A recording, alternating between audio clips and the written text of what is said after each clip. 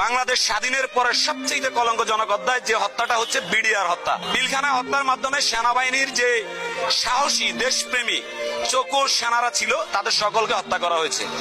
সেই হত্যার মধ্য দিয়ে শুরু হয় একনায়কতন্ত্র কায়েমের যে নীল নকশা, তার প্রথম বাস্তবায়িত হচ্ছে। এক নাম্বার হচ্ছে এটা। দ্বিতীয়ত আপনারা দেখেন তারা একটা নতুন প্ল্যান করেছে, সেটা হচ্ছে 1971-এর রাজাকারদেরকে তারা চিহ্নিত করবে। রাজাকার চিহ্নিত বলতে গেলে কি, জামায়াতের বড় বড় নেতা যারা আছে তাদেরকে রাজাকার, তারপরে বিএনপি থেকে সালাউদ্দিন কাদের ছিল চট্টগ্রামের, তাকেও রাজাকার।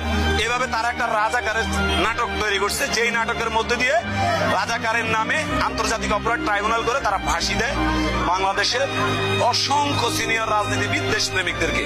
তাদের পরিকল্পনা হচ্ছে 2018 সালে যে নির্বাচন হয়েছে সেই নির্বাচনে তারা ক্ষমতায় যাবে, যার কারণে তারা তার এক বছর আগে দেশনেত্রী বেগম খালেদা জিয়াকে তারা একটা অন্যায় মিথ্যা বানোয়াট মামলার মাধ্যমে তারা বন্দী করে।